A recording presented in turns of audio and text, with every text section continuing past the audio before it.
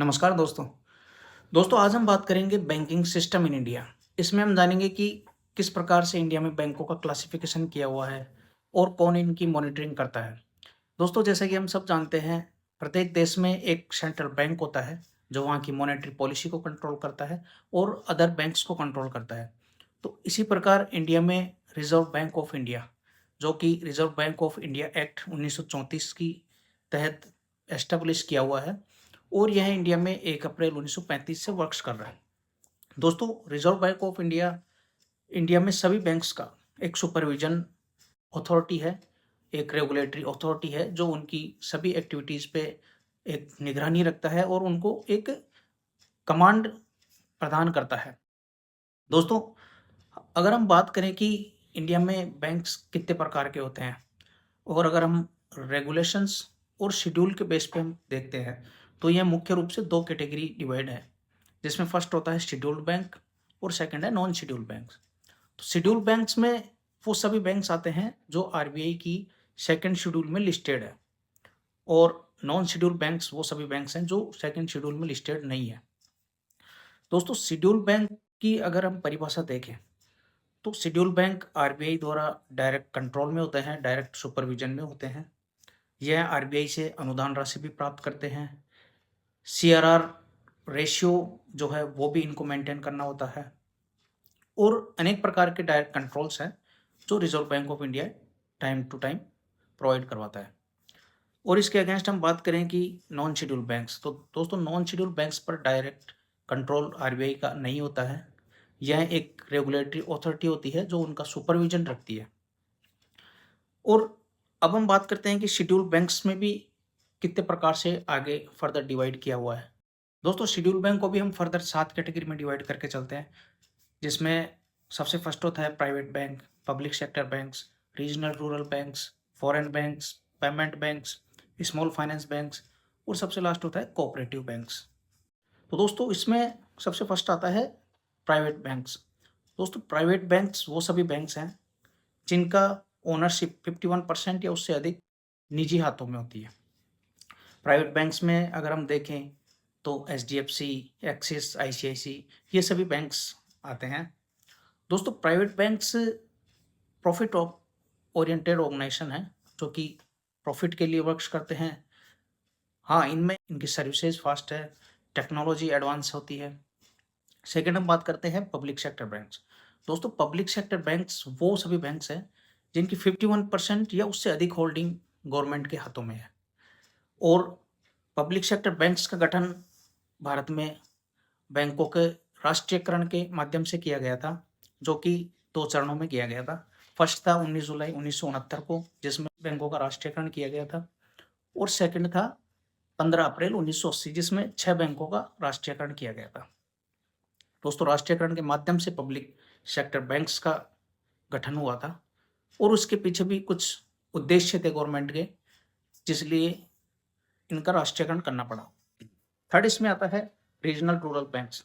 दोस्तों regional rural banks का भी मुख्य उद्देश्य यह था गवर्नमेंट का कि भारत एक ग्रामीण अर्थव्यवस्था प्रधान देश है। यहाँ की मेजर जो पॉपुलेशन है वो ग्रामीण क्षेत्र में निवास करती है। तो उन्हीं गाँव का विकास करने के लिए, एग्रीकल्चर को विकास करने के लिए रीजनल रूरल बैंक्स का गठन किया गया था, जिसकी ownership central government, state government और स्पॉन्सर बैंक तीनों के पास में थी। रीजनल रूरल बैंक्स में अगर हम देखें तो राजस्थान मरुद्रा ग्रामीण बैंक है और इसी प्रकार हर स्टेट में कुछ एक रीजनल रूरल बैंक्स का गठन हो रखा है।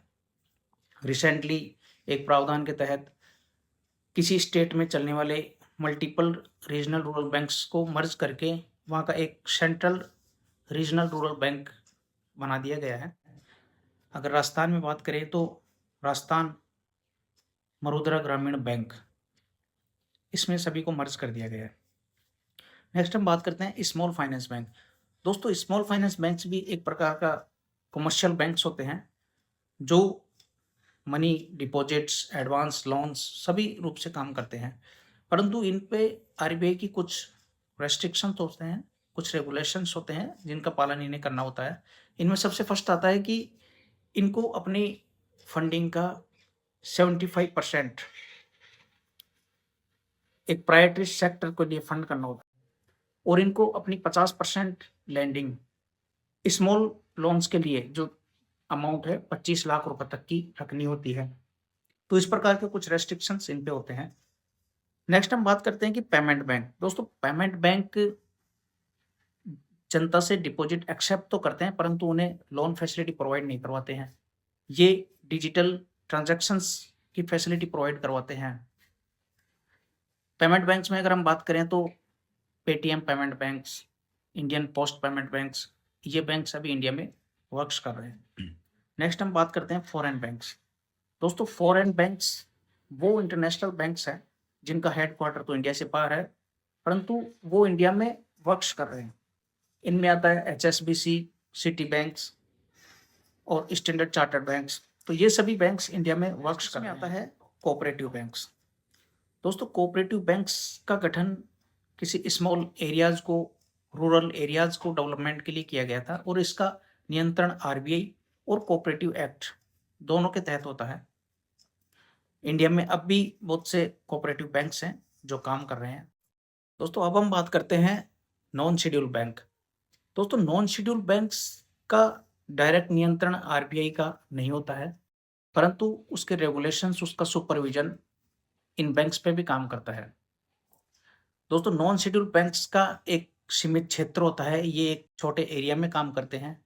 ये स्मॉल साइज के बैंक्स होते हैं जो एक जोनल के रूप में काम करते हैं। अगर हम बात करें कि कौन कौन से नॉन शेड्यूल बैंक्स इंडिया में वर्क्स हैं तो इसमें आता है Subhadra local area bank, second है कोस्टल लोकल एरिया बैंक। ये सभी नॉन शेड्यूल बैंक्स हैं जो कि साउथ इंडिया में काम करते हैं, महाराष्ट्र में बेस्ड है। दोस्तों इन सभी बैंक्स के अलावा भी एक कैटेगरी है डेवलपमेंट बैंक्स, जिनको एक विशेष उद्देश्य के लिए एस्टेब्लिश किया गया है। इंडिया में अगर हम बात करें तो एग्रीकल्चर डेवलपमेंट के लिए नाबार्ड का गठन किया गया था, national bank for agriculture and rural development. इसका उद्देश्य था इंडिया में कृषि ऋण को बढ़ावा देना और जितने भी क्षेत्रीय ग्रामीण बैंक हैं उन सभी का सुपरविजन नाबार्ड को हैंड ओवर किया गया था। सेकंड इसमें आता है कि इंडस्ट्रियल डेवलपमेंट के लिए IDBI, industrial development bank of India का गठन किया गया। इसी प्रकार स्मॉल इंडस्ट्रीज के लिए SIDBI, small industry development bank of India, इसका गठन किया गया। और हाउसिंग डेवलपमेंट के लिए नेशनल हाउसिंग बैंक, इसका गठन किया गया था। तो इन सभी का उद्देश्य यही था कि किसी क्षेत्र विशेष को डेवलप किया जा सके। एक्सपोर्ट्स में अगर हम बात करें तो एक्सपोर्ट इंपोर्ट बैंक्स, जिसका मुख्य उद्देश्य था कि एक्सपोर्ट को बढ़ावा देना, एक्सपोर्ट के लिए इन्वॉल्व इंडस्ट्रीज को ऋण फैसिलिटी प्रोवाइड करवाना। दोस्तों अब हम बात करते हैं कि इंडिया में बैंकों का राष्ट्रीयकरण क्यों किया गया। दोस्तों हम सब जानते हैं कि राष्ट्रीयकरण से पहले जो निजी बैंक्स इंडिया में वर्क्स कर रहे थे वो कुछ एक पूंजीपतियों, धनाढ्य लोगों के कंट्रोल में थे। वो अपने हिसाब से इनकी फंडिंग्स को यूज करते थे और जो बैंक्स वर्क्स कर रहे थे वो अर्बन एरियाज में पूंजीपति लोगों को ऋण फैसिलिटी प्रोवाइड करवा रहे थे। इससे इंडिया का एक बहुत बड़ा क्षेत्र जो कि ग्रामीण क्षेत्र में निवास करता है वो इन सब फैसिलिटियों से वंचित रह रहा था।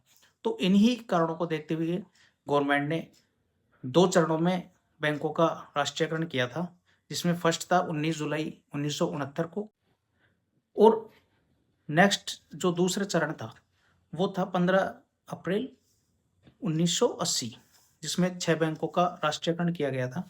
दोस्तों राष्ट्रीयकरण के मुख्य उद्देश्य यही थे कि इन सभी बैंक्स का कंट्रोल जो कि निजी हाथों में था, उसकी क्रेडिट्स को एक राष्ट्रीय हित के लिए यूज करना। सेकंड इसमें था कि गवर्नमेंट का उद्देश्य था कि इनकी फंडिंग्स को सोशल वेलफेयर में और सामाजिक समानता में उपयोग लाया जा सके, क्योंकि निजीकरण से पहले ये सभी बैंक्स जो है कुछ एक शहरी पूंजीपति लोगों को ऋण फैसिलिटी प्रोवाइड करवाते थे और इनका राष्ट्रीयकरण करके गवर्नमेंट ने सभी के लिए इन बैंक्स की फैसिलिटी ओपन की, चाहे वो आम नागरिक हो, एक इंडस्ट्रियलिस्ट हो या कोई इंडस्ट्री एस्टेब्लिश करना चाह रहा हो। और थर्ड इसमें गवर्नमेंट का मुख्य उद्देश्य था कि सामाजिक उत्थान करना, दोस्तों ग्रामीण क्षेत्र में एग्रीकल्चर या कोई छोटे इंडस्ट्रीज जितने भी उद्यम थे वो एक आर्थिक तंगी से जूझ रहे थे, तो उनको ऋण फैसिलिटी प्रोवाइड करवाना, जनता की सेविंग्स आदतें डालना, इस प्रकार से विकास सुनिश्चित किया गया और इन बैंकों का राष्ट्रीयकरण किया गया था। नेक्स्ट हम डिस्कस करते हैं कि बैंकों का मर्जर क्यों कर दिया जाता है, उनको एक दूसरे बैंक में विलयन क्यों कर दिया जाता है। तो दोस्तों जो बैंक अपनी आर्थिक स्थिति जिनकी कमजोर हो जाती है, जो अपने आप को सर्वाइव नहीं कर पा रहे हैं, तो उनको रिजर्व बैंक ऑफ इंडिया एक फैसिलिटी प्रोवाइड करवाता है जिसमें वह बैंक पूर्णतया क्लोज नहीं होता है, परंतु उसे किसी दूसरे बड़े बैंक में मर्ज कर दिया जाता है, जिसमें नाम चलता है उस मर्ज बैंक का जिसमें वो विलय होता है। बाकी उसके सभी कस्टमर्स को उस नए बैंक जिसमें वो मर्ज होता है उसकी फैसिलिटीज प्रोवाइड होती हैं। इससे होता क्या है कि पब्लिक्स को इम्पैक्ट नहीं आता। सबसे फर्स्ट इसमें ये होता है कि पब्लिक्स के जो राइट्स है वो सेव रहते हैं, उनकी जो अमाउंट है डिपॉजिट्स है वो सभी सेव रहती है, जनता में बैंकिंग प्रणाली के प्रति विश्वास बना रहता है। और सेकंड इसमें होता है कि उस बैंक को एक बड़ा आकार दे दिया जाता है। इसी प्रकार के इंफॉर्मेटिव फाइनेंशियल वीडियोज़ के लिए बने रहिए। Thank you.